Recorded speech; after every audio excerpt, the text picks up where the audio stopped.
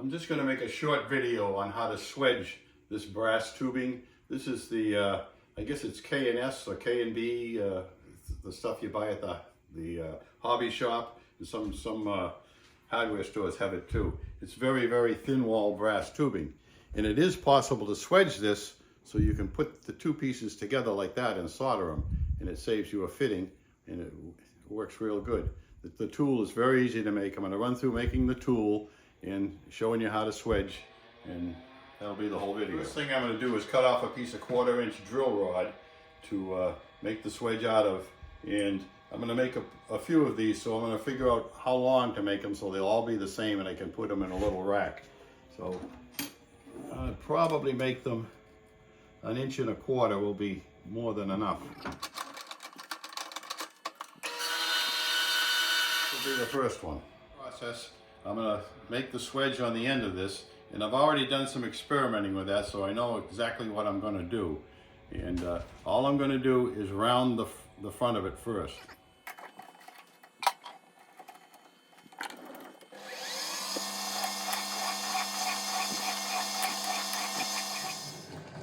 This is two that work, but they're not exactly the way I want them, and they're both the same size. So I'm going to go actually halfway in between the two. And this one measures 192, and this one is 187. So I want about 190 for the diameter.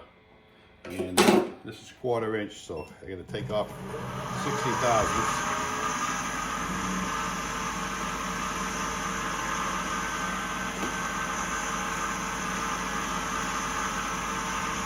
That depth.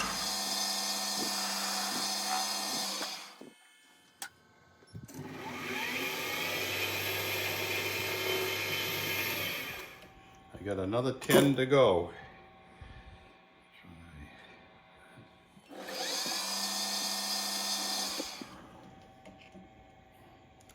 Okay, that should do it with a little filing.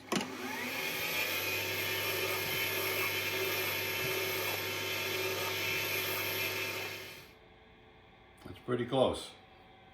That should do a real nice job. The next process, take it over to the milling machine and mill 2 flats on it. What I use here is a collet with the collet block, so I can get them exactly 90 degrees apart without much trouble. It probably wouldn't matter if they weren't exactly 90, but since I've got this, I'm going to use it.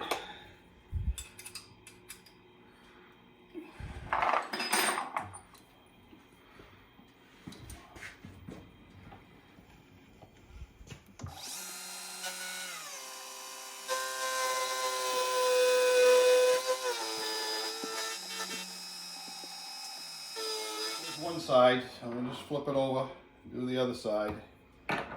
The thickness isn't really that important, as long as you get a good flat on there.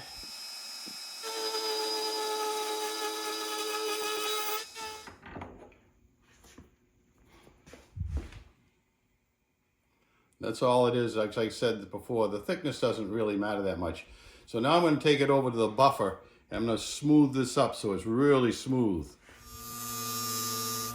All I'm polishing is just this flat, this edge here, not the flats. And that's the only part that contacts the brass. I'm also taking off the sharp edges. We're going to put the collet chuck in here because you have to hold the brass pretty solid. And if you don't have a collet chuck, I'll show you another method in a minute.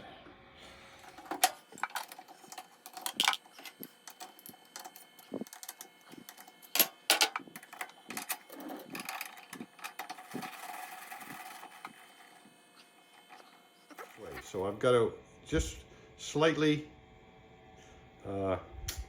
chamfer that edge and polish it, because otherwise it'll cut into the pipe. It doesn't take much, just a quick file stroke.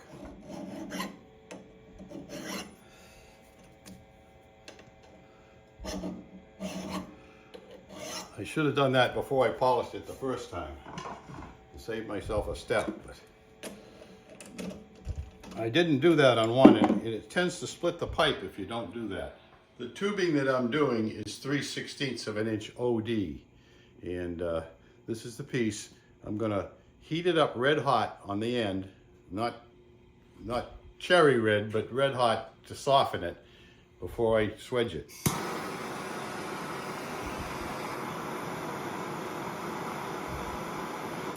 That's all it takes. And you can quench it. It won't harden it if you stick it in water, but I'm just going to deal with it hot.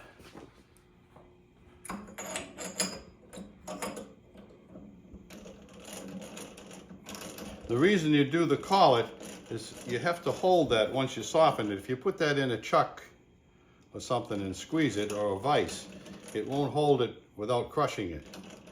You don't want to crush the tubing. And like I said before, I'll show you another method if you don't have a collet. Put just a little drop of oil on it.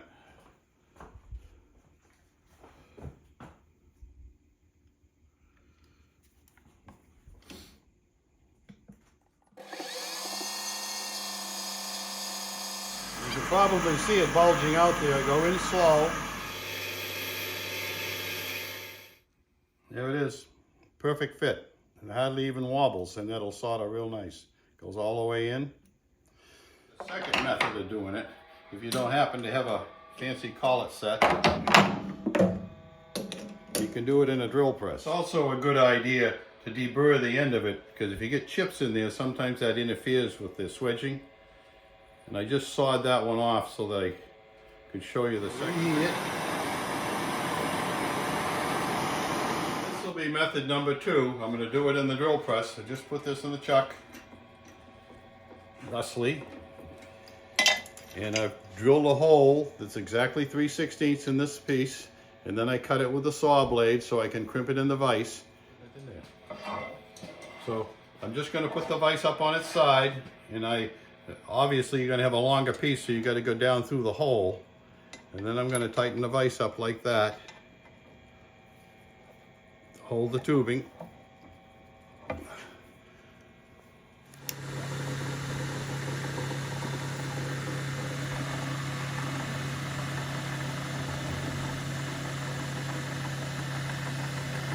Nice and slow.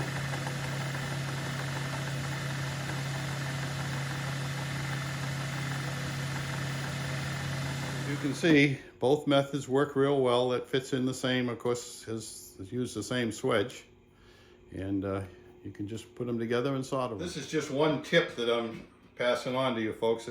It's there's a lot of things that we do in the shop that we think that, you know, everybody knows, but some people don't know it, and we're going to come up with more tips later on in the next video. To give us a thumbs up and subscribe to my channel, that's what helps us. Thank you.